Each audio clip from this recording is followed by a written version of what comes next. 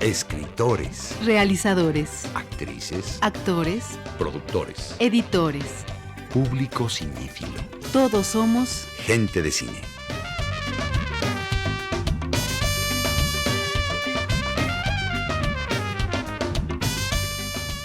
Entre el documental y la ficción, un encuentro con los que hacen, viven y disfrutan del cine.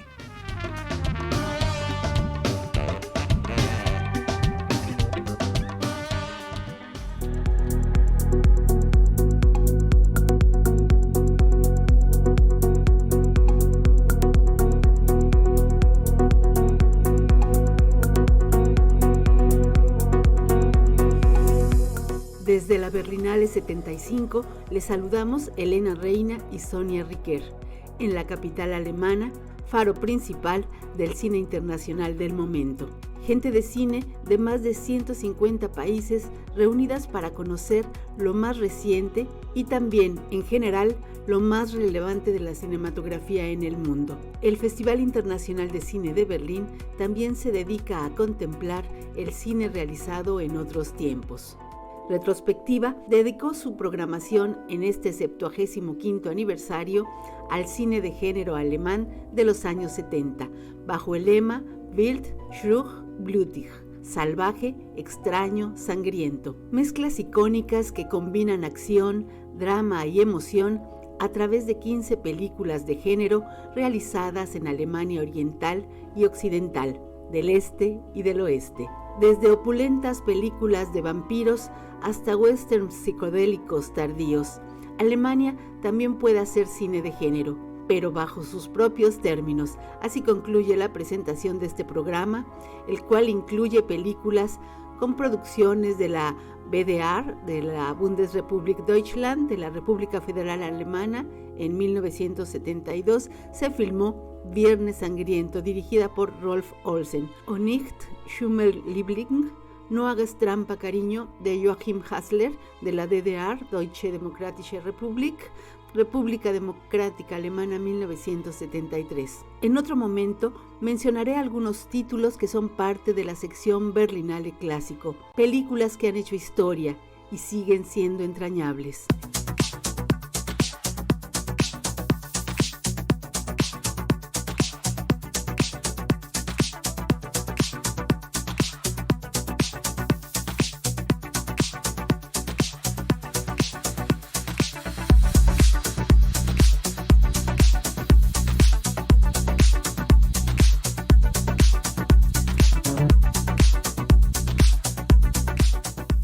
En Gente de Cine queremos ensanchar su gusto por la experiencia cinematográfica en su inmensa diversidad, compartir y apreciar el cine nacional e internacional a través de Radio Educación. Lucero Díaz y Ramiro Romero también les saludan desde Ciudad de México. Les invitamos a encontrarnos a través de la radio, el cine, la 75ª Berlinale y un estreno en México. Este jueves 20 de febrero llega a las pantallas de cine Mujeres del Alba, de Jimena Montemayor. Elena Reina, ya en camino de regreso a casa, nos invita a verla en el Circuito Cultural de Cine, donde tiene un lugar relevante la Cineteca Nacional. Pidan sus cortesías dobles para ir al cine y a las salas de Cineteca Nacional de las Artes o de la Cineteca Nacional México en Joco. Soliciten sus pases dobles por nuestras redes Facebook y X Twitter Gente de Cine, Instagram Gente-de Cine, en Facebook Live de Radio Educación. Vayan al cine, deleítense con una programación siempre tentadora. Elijan su función en www.cinetecanacional.net.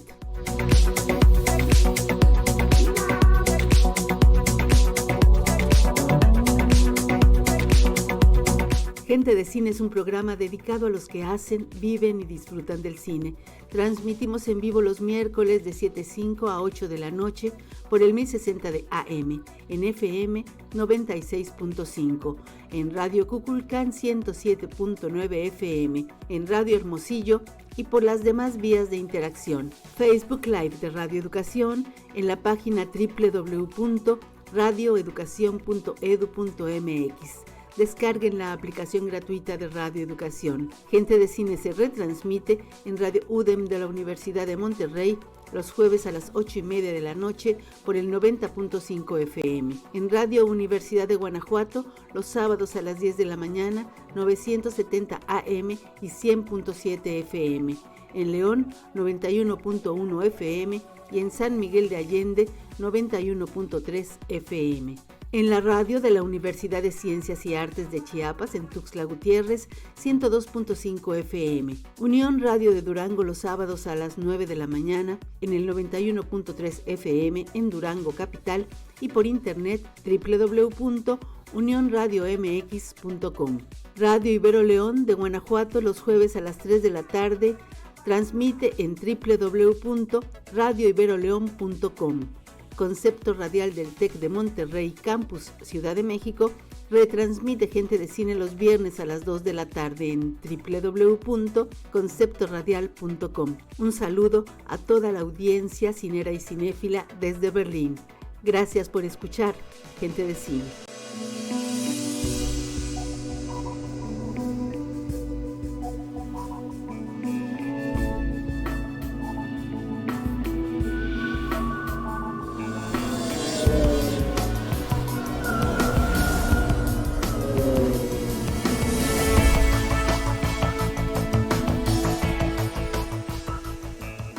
La semana pasada transmitimos el saludo y bienvenida de la directora del Festival Internacional de Cine de Berlín, Trisha Tuttle. También comentamos la que fue la película inaugural de Tom Tykwer, Das Licht, La Luz, título que no alcanzó a iluminar el gusto por la historia y sí a desilusionar nuevamente a quienes esperamos el resurgimiento del cineasta que en 1998 entusiasmó al mundo con la enloquecida carrera de Lola por distintos puntos de Berlín.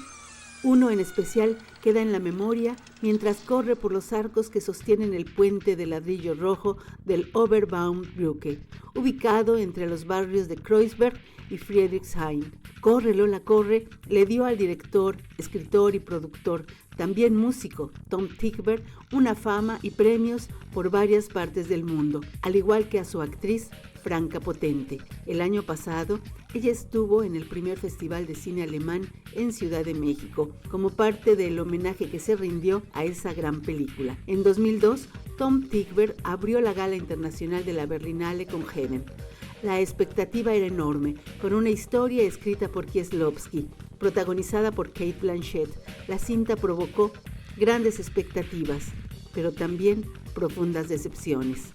Esto se repitió en 2009. Abrió nuevamente el festival con The International, protagonizada por Clive Owen. La historia se repite. El estilo, la superproducción, el dominio de la puesta en escena, la creación de atmósferas, una banda sonora ejemplar y un reparto acertado no son garantía de una buena película.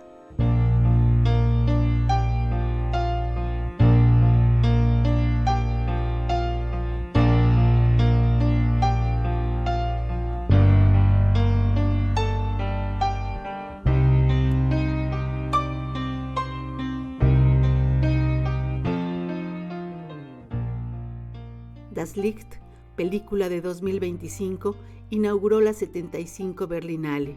Nuevamente Tom Tykwer regresa o continúa su gran historia con Berlín, ciudad a la que ama y odia. Le resulta bella y horrible al mismo tiempo. La intimidad de una familia incomunicada, perdida en la necesidad individual y egoísta de cada uno de sus miembros.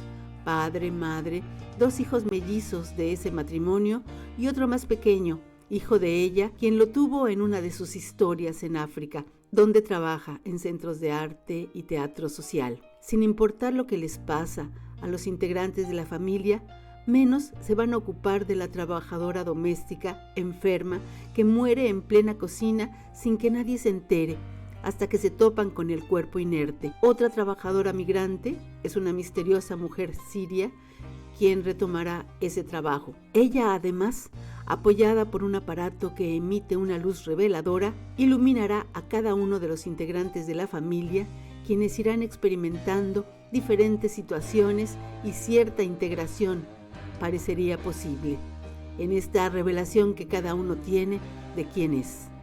En conferencia de prensa, el también compositor de varias de las bandas sonoras de sus películas, el director Tom Tykwer, mencionó que Rapsodia Bohemia de Queen era una pieza musical de culto que podría ser una metáfora de lo que la luz intenta mostrar por medio de una serie de aspectos que parecen no tener conexión, pero que al final retratan a una familia común y corriente en Alemania.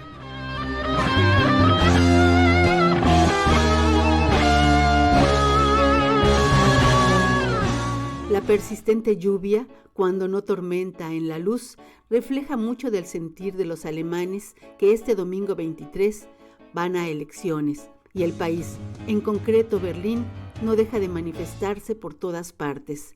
Es muy común encontrarse en distintos barrios manifestaciones contra la ultraderecha. Alternativa für Deutschland, Alternativa para Alemania, tiene a muchos preocupados y a varios más aterrados con el triunfo de esta amenazadora opción. Ojalá que entre la esoteria, la crítica social, los desórdenes de todo tipo de la película inaugural, el deseo humano de salir de la oscuridad y encontrar la luz suceda. Curiosamente, son varias las películas donde la luz como guía o tema central tiene un lugar preponderante, al igual que la presencia de mujeres con personalidades muy complejas e interesantes, cuando no asombrosas. La maternidad es un tema recurrente, la relación madre e hijas, al igual que los conflictos bélicos, la cuestión racial y familiares discapacitados que necesitan cuidados especiales.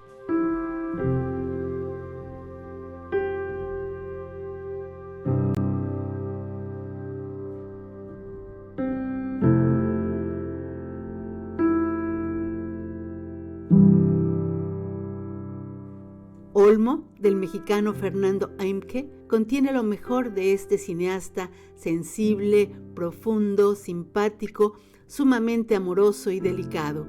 El público de la Berlinale lo conoce y lo quiere.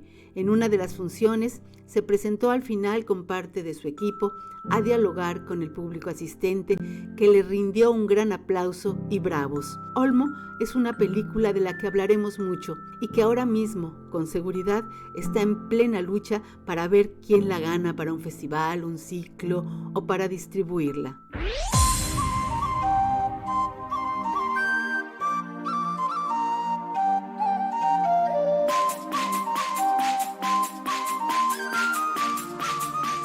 Por lo pronto, la Berlinale sigue, llega a su día 7, le quedan 4 días y este jueves y viernes se ha anunciado huelga del transporte público berlinés de la empresa BVG, Berliner Verkehrsbetriebe. La Berlinale intenta compensar con transporte alternativo, pero la verdad es que resulta muy complejo, ya que es un festival que abarca a toda la ciudad. Yo por lo pronto me concentraré en ver películas que están en mi entorno. Tengo por lo menos 4 o 5 cines a los que puedo llegar caminando, abrigándome bien y disfrutando de la nieve, un cielo azul infinito y el sol que resplandece.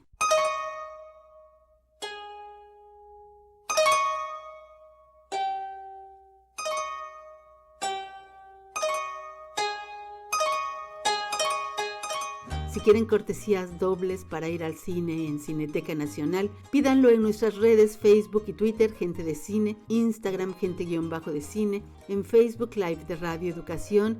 Ya saben, aprovechen los ciclos gratuitos de Cineteca Nacional, las funciones especiales que se dan tanto en Cineteca México en Joco como en Cineteca Nacional de las Artes. Elijan su función en www.cinetecanacional.net. La semana pasada mencionamos una película de la que no podíamos hablar por motivos del embargo que reclama el festival para no hablar de sus películas hasta 30 minutos e incluso 45 después de su estreno mundial. Bajo las banderas El Sol, documental del paraguayo Juanjo Pereira, estrenó el 17 de febrero y ahora sí, ya podemos compartir la conversación que tuve con el joven realizador, quien debuta en el cine en la sección Panorama de la Berlinale. ¡Qué buen inicio! Yo la vi en el cine Arsenal 1 durante las funciones previas al inicio del festival. Él se encontraba ahí, se presentó y recibió un gran aplauso e interés de quienes acabábamos de ver su ensayo fílmico. Creado a partir de varios archivos, en Paraguay no existe un archivo fílmico, por lo que la investigación fue extenuante. La búsqueda fue no solo periodística, también artística. Bajo las banderas El Sol, de Juanjo Pereira. Fue sorprendente. Ahí, para mí, fue la primera vez que vi la película con gente. ¿No? Y en grandote, Y en en una No, sala. ya lo había visto en cine en la post, Ah, ajá. eh, pero no, pero solo. Y, no, y estuvo muy bueno, me aplaudieron al final y fue, fue muy lindo. Y la verdad que fue muy, muy, muy bueno. Y mucha gente, muchos periodistas se acercaron a conversar contigo y a saludarte. Eh, Bajo las banderas el sol es un título muy bello y nos habla de un país del que conocemos muy poco. Y cuando vemos tu documental es maravilloso porque nos damos cuenta que de verdad conocíamos menos de lo que nos imaginábamos. Y es una historia tan rica y haces un repaso con archivos maravilloso que me imagino que fue una investigación extenuante. Fue una investigación de bastantes años. Em, Básicamente parte la idea de, al no tener un archivo nacional en Paraguay, audiovisual, vamos a decir, uno tiene que salir a buscar. Em, Probablemente hay cosas en Paraguay que existen en casas particulares o en edificios abandonados, pero no está nucleado en un archivo de cine nacional. Entonces, Increíble. encontré un poquito de cosas en Paraguay que hay gente que ya investigadora de films que vienen haciendo este trabajo mucho antes que yo. Eh, y con ellos me dieron como el primer paso de ver qué hay en Paraguay, qué, qué tenemos en Paraguay. Y también hay un informe muy completo de las cosas que se producieron y las cosas que se perdieron. Eh, Como todo país tenía su noticiero presidencial o como de oficial del gobierno de inauguración de casa, inauguración de edificio, inauguración de escuelas, puentes, todo ese tipo de contenido. Pero Paraguay no guardó esas cosas. Entonces quedaron algunas latas perdidas que fueron encontrando esta gente que yo pude ver. Y después se me ocurrió como, yo vivía en ese tiempo en Buenos Aires. Y, y se me ocurrió pensar qué podía encontrar en Buenos Aires también. Y empecé a buscar en Buenos Aires, también había muchas cosas. Y después empecé a ver como cuáles eran las relaciones con qué países Paraguay tiene relación y dónde puede haber cosas, ¿no? Obviamente Paraguay es un país que es muy chiquito y está en el medio de los dos países más grandes de Sudamérica, que son Brasil y Argentina. eh, y los dos países que tenían una producción audiovisual enorme comparado con Paraguay. Entonces, no solamente artística, sino periodística y oficial de los gobiernos. Entonces, me pude adentrar un poco primero ahí y encontrar que en Brasil tenía una cantidad de cosas de viajes oficiales de presidentes, inauguración de cosas, todas en territorio paraguayo, filmados por medios oficiales brasileños y lo mismo con Argentina. Y después empecé a encontrar otras relaciones como europeas eh, y Norteamérica. Claramente Paraguay durante ese periodo eh, con el Plan Cóndor y todo estaba con mucha relación con Estados Unidos. Y por otras relaciones económicas tenía mucha relación con Francia. Y entonces empecé a investigar más y más y más y más y más y más. Y empecé a encontrar cosas que ya escapaban al registro común y corriente de un evento. Eh, ya habían entrevistas que denunciaban ciertas cosas, ya había otro tipo de material, ya había historias detrás de cada material. Entonces se empezó a enriquecer de variedad, ya no era solamente un noticiero presidencial. Y ahí empezó a armar como esta película súper como ecléctica, yo le digo. Ujú, Como es una película ecléctica, de varios puntos, desde la representación hasta el montaje y el sonido. Y los idiomas, o sea, tantos idiomas hay en la película. Y es interesante pensar que en la película hay mucho francés, hay mucho inglés, hay mucho alemán, hay mucho otro idioma. Y eh, ante la falta de archivo nacional, nosotros tenemos que buscar afuera. Y es interesante también eso. Entonces la película juega también con ese punto de vista, cómo se ve Paraguay desde Paraguay y cómo se ve Paraguay desde afuera. tuviste apoyos pues de Paraguay, de Argentina, de Estados Unidos, de Francia, de Alemania. El interés Sí, también hubo de productores, ¿no? De sí, patrocinadores. sí, sí, sí. Em, nosotros empezamos el proyecto, yo lo empecé un poco con un grupo de amigos y habíamos ganado los primeros premios de la peli y después em, trabajamos con una productora argentina y una productora paraguaya para presentar a Ibermedia. em, y ese fue el primer paso. Y después tuvimos interés, en Francia ganamos el ayuda a Cinema du Monde para postproducción. Y cuando pasé por Hot Dogs el año pasado, estuve en el Hot Dogs Forum, em, que fue un evento que marcó algo importante para mí y para el proyecto. En Canadá era como que no sabían dónde era Paraguay directamente. Era otra historia. Era como que no, estaban totalmente desinformados y menos que hubo una dictadura de 35 años. O sea, era, era no sé ni dónde queda y menos sé que sabía que existía esto.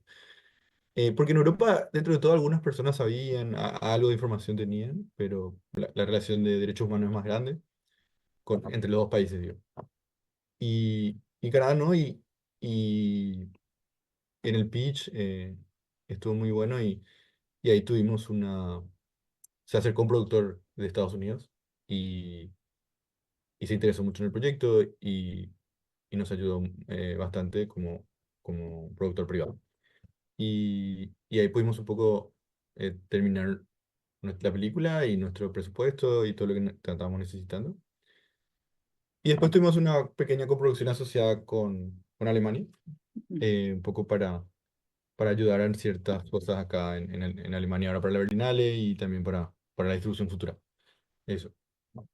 Y creemos que eh, la película, en un punto es no solamente, o sea, como que involucra a muchos países, de muchos puntos de vista dentro de todo también hay como un tema universal.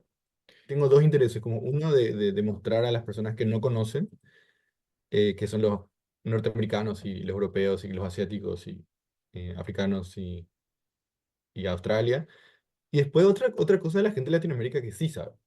Entonces, ahí se arma otro debate. Me parece súper interesante también pensar eso en relación a Chile o Argentina, que tienen unos procesos dictatoriales súper fuertes, con películas que marcaron antes y un después en la cinematografía de esos países en relación a gobiernos autoritarios en sus países.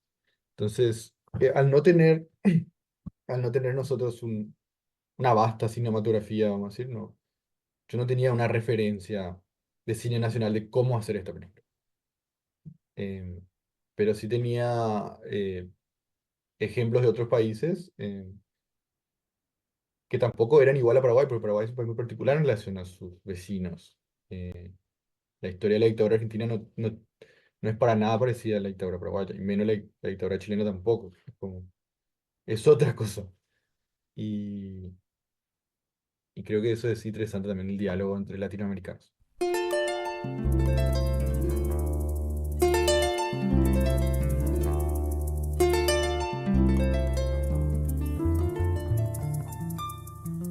Bajo las banderas, el sol trata varios aspectos de la historia del Paraguay, la vida cotidiana y la larga y terrible dictadura de Alfredo Stroessner. Es sorprendente cómo ha podido mantenerse en el poder, no solo él, también su yerno, Juanjo Pereira responde a mi sorpresa.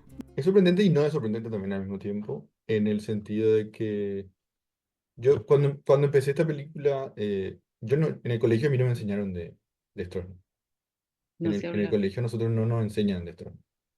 En el colegio, yo estaba en un colegio mitad público, mitad privado. Eh, hay algunos colegios muy progres que sí te cuentan un poquito, pero en la propuesta del Ministerio de Educación de la Nación, en la malla curricular, no está el programa. No existe.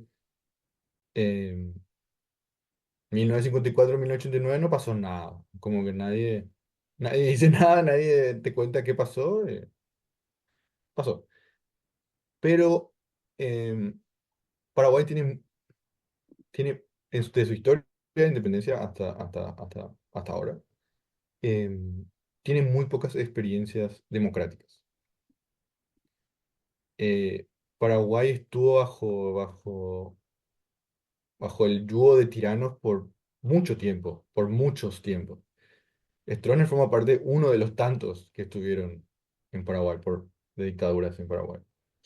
Entonces, em, ah, es como, es sorprendente, pero a la vez es también algo arraigado en la cultura ya política, que viene un poco azotando el país. De la independencia estuvo el primer dictador, el doctor Francia, después tuvimos la guerra de la Triple Alianza también, que fue un momento que marcó la historia del país, y arrastrado también por dictadores, y después la llegada de Stroessner, que estuvo 35 años. Que lo que yo también intento decir en la película es, yo no intento decir, el archivo dice solo, yo no digo nada, así como yo no hablo, pero sí muestro, eh, que es sorprendente cómo en 35 años también tuvo un aval internacional de todos los países. En el recorrido este que yo le llamo la escena de Stroessner por el mundo, que ves que él está a todos lados y todos le dan el ok, desde Pompidou hasta Hirohito, hasta Franco, Videla, todos los poderes de turno avalan ese gobierno. Como hay una protección internacional muy grande también. El editor es argentino y yo vivía en Buenos Aires en ese momento. eh, y bueno, editamos la peli mucho tiempo, pero la peli siempre tenía un significado distinto. Y la llegada de Milei al poder fue sorprendente para nosotros. Bueno, obviamente que es muy triste y es terrible, pero nosotros como trabajando en la película, escuchábamos ciertas cosas que Stroessner decía que Milei decía ahora, palabras idénticas. Era como, era solamente nosotros sabíamos lo que estábamos reflexionando porque no, pero era súper, como la película iba resignificando también con la llegada de las nuevas derechas en el mundo. Y decir que Stroessner decía lo mismo que Milei eh, es sorprendente y a la vez es aterrador y a la vez es esperable y a la vez eh, forma parte de la misma idiosincrasia política internacional. Entonces, es súper interesante como objeto de estudio y objeto de reflexión, pero también te desmoraliza un poco. eh, pero como objeto de representación de los medios visuales y la oración y la enunciación de las palabras, es como que el método enunciativo sigue siendo un poco parecido. Y eso me parecía súper interesante. El partido que estaba en el poder en ese momento era el Partido Colorado. Que el Partido Colorado es un partido bastante complejo de entender a veces. Es un partido que no es extrema derecha, es un Ujú. partido centro derecha, vamos a decir. Es un partido popular de derecha, que ha agarrado varios estratos de la sociedad paraguaya a su favor, volviéndose popular. Que es Y el partido de también Stroessner. el partido Stroessner. Ajá, Pero estaba antes que Stroessner el partido, ajá, Stroessner ok. no fundó el partido. Ajá. Y Stroessner lo que hizo fue la unión de los militares con el partido. Antes el partido era el partido y los militares eran los militares. Después la llegada de él fueron los dos cosas. Y con la caída de él se separó un poco de vuelta de eso. Y los militares volvieron, bueno, los militares en general en Latinoamérica bajaron mucho. Pero el partido siguió en el poder. Entonces la ideología poco seguía. Y que el yerno le sacó, más que nada por un cambio de paradigma mundial. Había caído el muro de Berlín, el mundo estaba cambiando para otras cosas y Paraguay no podía tener la cara del señor Stroessner de 80 años. Entonces, eh, pero tampoco el partido podía arriesgarse a que el pueblo salga a hacer Entonces ellos mismos se adelantaron a la situación y, y continuaron.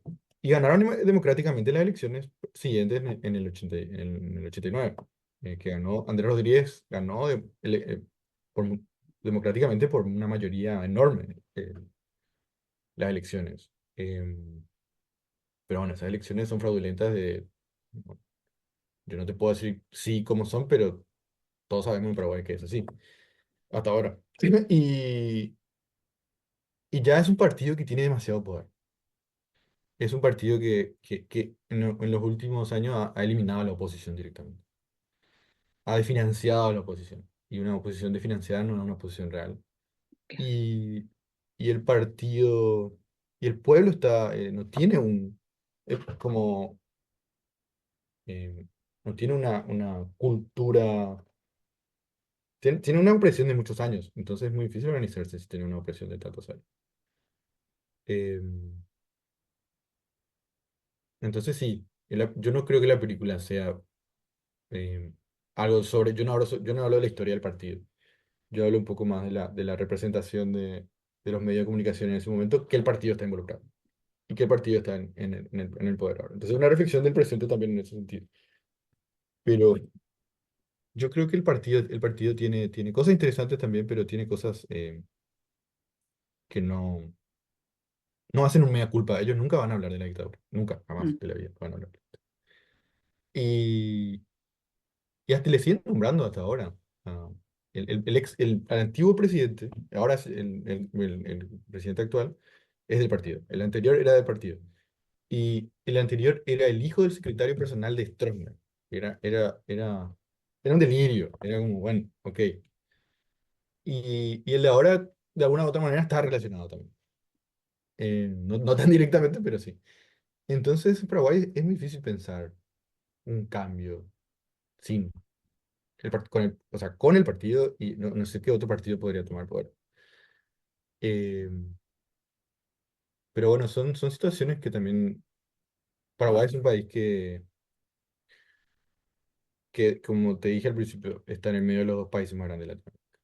Eso es desventaja y ventaja al mismo tiempo. Entonces, a veces las decisiones no pasan por el país, sino por las potencias de turno. El título viene de un libro que yo había leído de, de un autor francés que analizó la cultura militar paraguaya, vamos a decir, de recorrer de la independencia hasta ahora como este fulgor hacia el militar. Y, y hablaba mucho él de la simbología de las banderas y como qué es una bandera, ¿no? ¿Qué representa? Entonces hay algo de, del símbolo y la representación, ¿no? Como hay algo, un poco un juego de palabras, como bajo los símbolos hay algo que quiere salir, o hay algo que quiere brillar, o hay algo más. Es un juego de palabras como bajo algo hay otra cosa, como hay algo que se esconde. Y había algo que me parecía interesante porque yo trabajo con materiales oficiales, o sea, quiere decir que tiene la bandera del país, son oficiales. Y yo lo que intento hacer dentro de esos materiales oficiales es tratar de encontrar las pequeñas chispitas de sol o de luz o de memoria o de cosas. Dentro de una camarógrafo que filma a Stroessner, en el fondo hay un niño. es lo que ¿Viste? te iba a Yo hago decir. mucho. Ujú. Hay muchos niños. La presencia de En el los fondo, niños como pues tal vez el futuro más luminoso que pueda esperarse. sí, sí. Y en el fondo hay un niño, yo digo, que está ahí, no entiende nada, pero está ahí. El camarógrafo lo filmó y Stroessner está votando y está inaugurando una escuela, pero en el fondo hay un niño ahí que está curioso y quiere salir y quiere saber y quiere un país mejor, ¿entendés? O no entiende qué está pasando y, y también nació en el 54 y creció 35 años con Stroessner, ¿entendés? No, Qué fuerte. el caso de mi mamá, por ejemplo, ella nació cuando Stroessner llegó al poder en el 54 y ella cuando cayó Stroessner tenía 35 años, o sea, vivió toda su vida, Claro. toda su formación, su educación, Imagínate lo que es eso. Entonces ella era uno de esos niños, niñas que estaba ahí. Y entonces eso, como extraer algo debajo de algo. Eso me parecía como el título. Ahora mismo creo que hay un despertar de jóvenes súper interesante. Nosotros, nosotros con el festival estamos muy contentos de ver estas pequeñas semillas que van apareciendo. Eh, cortos. En el festival tenemos un laboratorio de proyectos paraguayos y vemos cómo los proyectos van creciendo, se van animando, van viniendo, van también trayendo muchas historias de la dictadura. Como a poquito eso está ¿Y es saliendo una ahora. temática que les importe mucho o en qué otros géneros son los que más se, se frecuentan en el cine de los jóvenes paraguayos? Em, yo creo que es variado, o sea, el tema de la dictadura está saliendo de a poquito, pero sí es un tema que yo creo que es importante. em, pero cada uno va encontrando también su búsqueda, creo. Em, También hay muchos trabajos hechos en relación con el campo paraguayo, la comunidad LGBT. em, hay una vasta búsqueda, no te podría decir que hay como un camino. Em, Y la desigualdad, el racismo, ¿cómo se vive? la creación del Instituto del Cine fue súper importante para democratizar los fondos públicos en Paraguay. Em, es decir, que ahora la convocatoria es abierta a la comunidad y no hay, o sea, todos los fondos públicos de la ley de cine se van ahí y se distribuye de una manera equitativa. Y ellos tienen varios puntos a tener en cuenta a cuando participas. Por ejemplo, tenés que tener una cantidad de equipo femenino en tu equipo para cumplir ciertos cupos. También ahora están armando alianzas con comunidades indígenas en Paraguay. Entonces, de a poco la desigualdad se está equilibrando, al menos en los fondos públicos. Eh, en los fondos internacionales, claramente, son otros trabajos, depende de la productora que estén a cargo del proyecto. Pero, pero como la comunidad paraguaya cinematográfica es muy chica, eh, creo que por ahora esto está ayudando a los fondos públicos a que sean democráticos y de llamadas abiertas, creo que está haciendo un buen trabajo. Para mí es no sé, un sueño muy grande y, y también me interesa mucho o sea, debatir la película acá, porque Stroner de familia alemana y me parece súper interesante como eh, debatir un poco sobre eso y informar y saber un poco más sobre el tema. Y creo que es una oportunidad muy grande, no solamente para mí, sino para la comunidad de cine paraguayo, porque yo intento con esta película también abrir, como hay tantos temas para hablar de la película, quiero que sea un disparador para otras películas. Quiero que sea un disparador para gente que quiera hablar uno de los temas de la película y poder desarrollarlo y que capaz otra persona pueda estar en la Berlinale en unos años. Ojalá. ¿Qué significa para ti ser paraguayo? ¿O qué es ser paraguayo? ¿Cómo lo podrías definir? Wow, esa pregunta es compleja. Ser paraguayo no sé qué es ser paraguayo, pero a mí me gusta ser paraguayo como que soy feliz de haber nacido ahí, me gustan mucho las tradiciones, pero ser paraguayo a veces un escritor paraguayo decía que ser paraguayo a veces es ser exiliado en su propia tierra. Ser paraguayo es un mundo de oportunidades creativas. Hay tantas cosas para contar, tantas cosas para decir, tantas cosas para buscar. Yo siempre que voy a Paraguay me vuelvo loca. Así, todo es filmable me encanta, a mí me motiva mucho estar ahí. Qué Em, lindo. Pues muchísimas gracias por conversar en Gente de Cine. Casi estoy segura que esa película llegará a México. Es muy valiosa y en México hay festivales de cine documental también que, que tienen muy buen ojo para las buenas películas. Ojalá, ojalá, ojalá. Me encantaría ir a México. Amo México. Soy muy feliz también ahí. Pues muchas Así por, gracias. gracias a vos, gracias por tu tiempo y disculpa por la otra vez.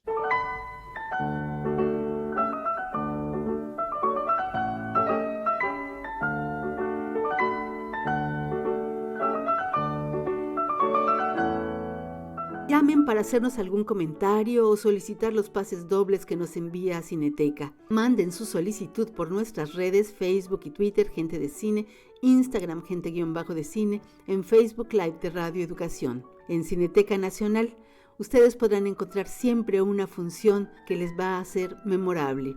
www.cinetecanacional.net.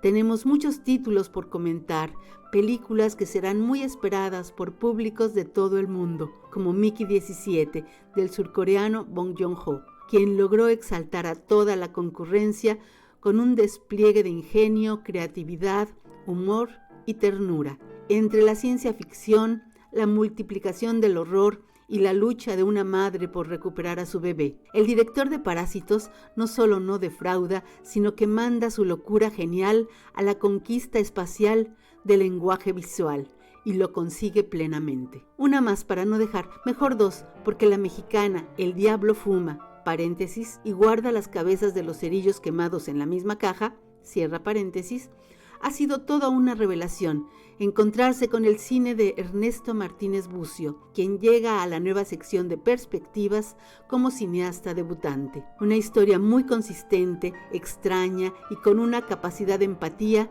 hacia una familia confinada y unos hermanos que se cuidan, se pelean, conviven en una situación paradójica. Ahí está también la abuela. El realizador no vive en México, su residencia está en San Sebastián, España, pero ya conversamos y en algún momento podremos tener una charla con él para Gente de Cine. Por lo pronto, se queda en nuestra mente y disfrute El Diablo Fuma y todo lo demás.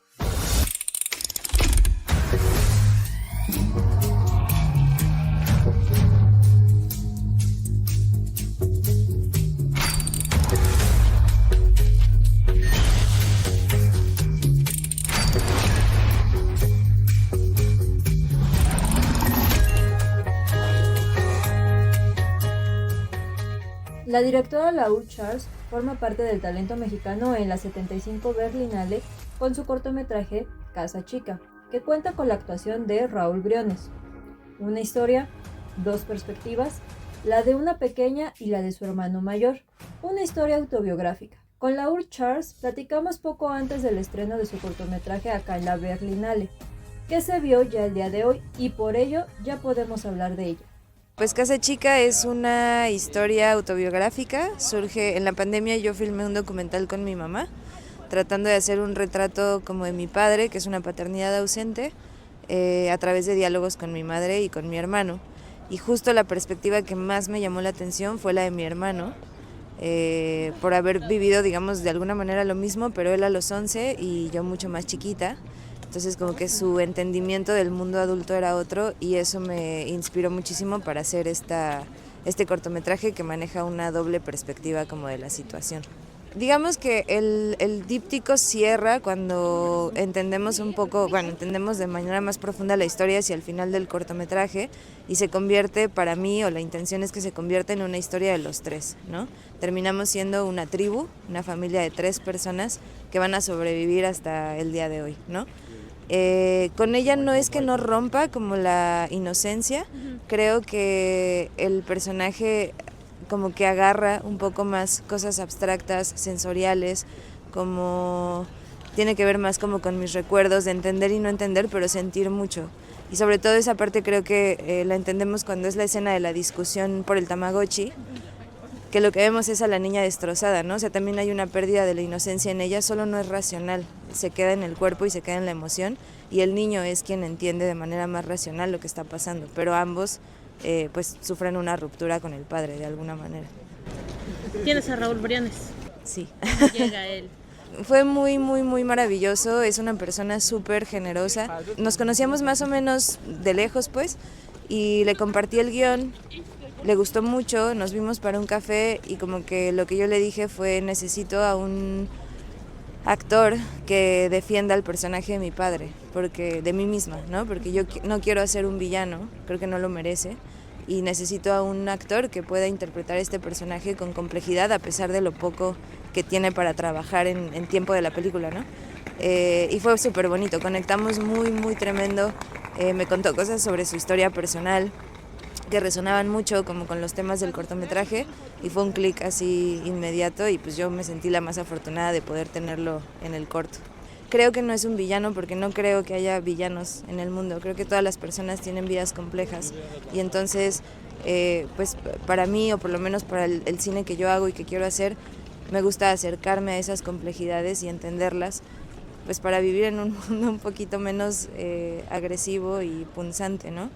Creo que mi papá no es un villano, porque creo que no existen los villanos, ¿no? O sea, las pelis de superhéroes nos los han vendido así, pero no es verdad, o sea, todas las personas hacen las cosas por algo y creo que después de filmar el corto, de tener conversaciones muy chingonas con Raúl, pues justo entendí que hay una cosa como de mucha torpeza, no se justifica y no estoy tampoco haciendo una cosa de perdonemos a los padres que abandonan en lo absoluto, creo que es una mierda y que eso tendría que cambiar, pero sí creo que los villanos son simples y las personas no, entonces por eso no quería hacer un villano.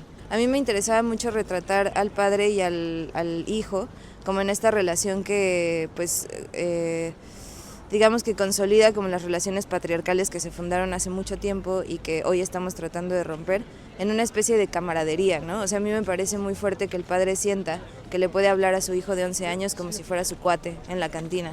Y creo que eso es parte de la deuda de nuestros padres hacia nuestra generación, ¿no? Una cosa como de no entender este tipo de problemáticas y lo que provoca en una sociedad hoy. Entonces me parecía como importante reflejarlo desde ahí. Sí creo que sin un juicio moral como o una moraleja tan clara, creo que es más como una observación, un recuerdo, una memoria y entender como esa herida desde la raíz, ¿no? Estoy muy abrumada hoy estando acá, muy abrumada, creo que es muy grande todo lo que está pasando, no me lo esperaba y lo que más me deja es mucha satisfacción como de mi equipo, como de las personas que construyeron este cortometraje conmigo. Se le da mucho foco a la dirección, pero los cortos son de muchas personas, ¿no? Muchas personas pusieron su talento, su esfuerzo, su energía, su amor en esta película y entonces a mí me parece muy hermoso todo lo que está pasando y me hace como querer seguir filmando con ellos.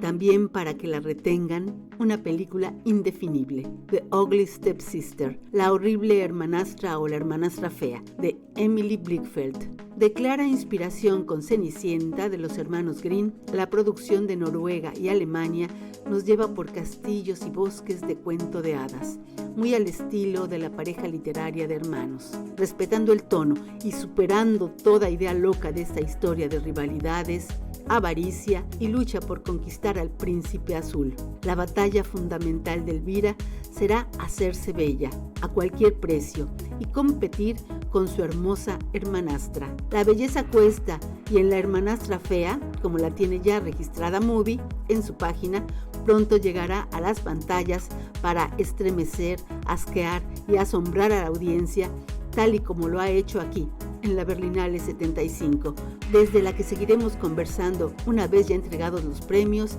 y haya concluido el festival la próxima semana. Ahora les invitamos a ir al cine y ver el estreno mexicano de esta semana, Mujeres del Alba, de Jimena Montemayor.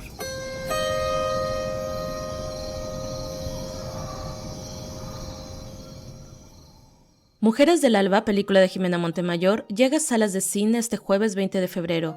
Hoy les daremos un adelanto para que se les vaya antojando ver este interesante filme.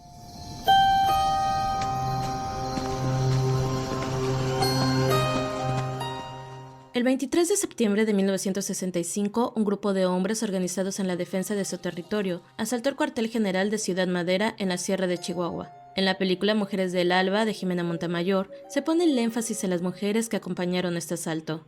Basada en las novelas de Carlos Montemayor, padre de la realizadora, Las armas del alba y Las mujeres del alba, la tercera película de Jimena Montemayor, Mujeres del Alba, es un ejercicio coral que complementa la crónica de la guerrilla que tomó por asalto el cuartel de Madera. Escuchemos a Jimena Montemayor para Gente de Cine. Yo tenía una promesa que cumplir con él, personal. Él siempre quiso que adaptaran sus novelas al cine y a mí me tocó ver varias veces que se cayó Guerra en el Paraíso y en una de esas ocasiones que estaba así tristón porque se había vuelto a caer. Tuvimos como esta conversación, ¿no? Y que le dije, bueno, pues lo bueno es que yo era estudiante de cine. Dije, lo bueno es que tienes una hija que está estudiando cine, ¿no? Así que no te preocupes. Alguien, o sea, habrá una película. O sea, una por lo menos habrá de tus novelas, ¿no? Entonces, digo, tenía esa promesa que cumplir, tenía una conexión con esta novela, con estas mujeres que yo conocí cuando fui a dejar las cenizas de mi padre a Chihuahua y las conocí por primera vez, ¿no? Era una novela que visualmente me llamaba, que me podía conectar, ¿no? O sea, yo siento que fue como, pues, como algo realmente también muy lleno de amor. Siento que fue como una cosa de legados también, ¿sabes? Ellas son este legado, como un poco este legado de esta causa, estos guerrilleros poco visible o muy olvidado. Y pues este es también, ¿no? No sé, como aura, no sé, legado familiar. Siento que hay algo ahí como de darle como lugar, no sé, a las semillas de los guerrilleros. Pero para mí fue como una experiencia como muy, muy amorosa, muy linda. No viene una plataforma cercana, no tenemos como estreno en plataforma, así que sí aprovechen porque no sabemos cuándo, cómo, en qué plataforma puede estar, así que aprovechen y vean en el cine, por favor.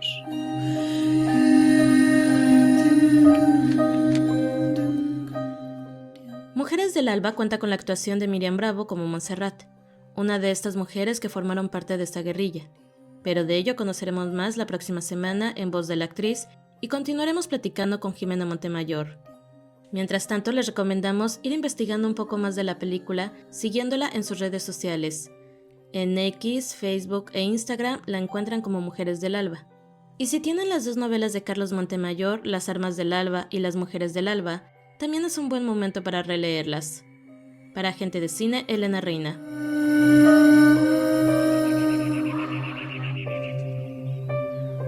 Quienes estamos en la lucha medimos el tiempo de otra manera.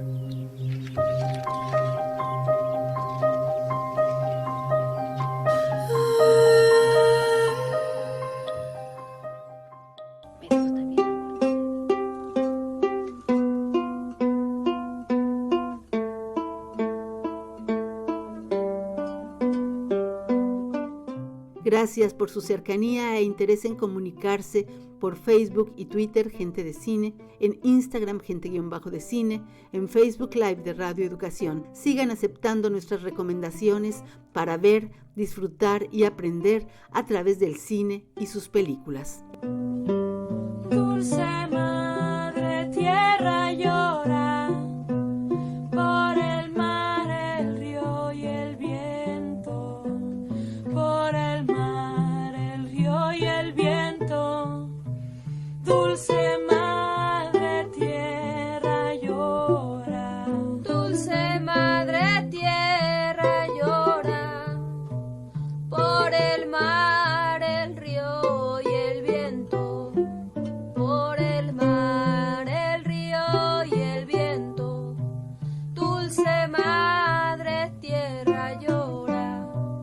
Elena Reina, Lucero Díaz, Ramiro Romero, al micrófono Sonia Riquer, les invitamos para que escuchen la retransmisión del programa en las diferentes emisoras de la República. Nos escuchamos la próxima semana, todavía desde Berlín, ya casi para el regreso, pero todavía seguiremos desde aquí en otro encuentro con Gente de Cine. Bis ganz bald.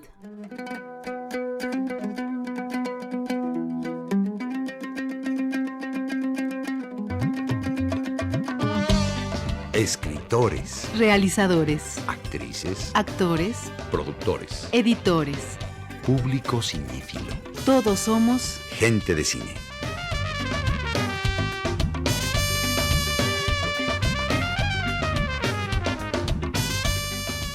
Entre el documental y la ficción, un encuentro con los que hacen, viven y disfrutan del cine. Busquen Gente de Cine en Facebook o en Twitter. Esperamos sus mensajes. Ya saben, nos vemos en el cine y nos escuchamos en el 1060 de amplitud modulada. Es Radio Educación.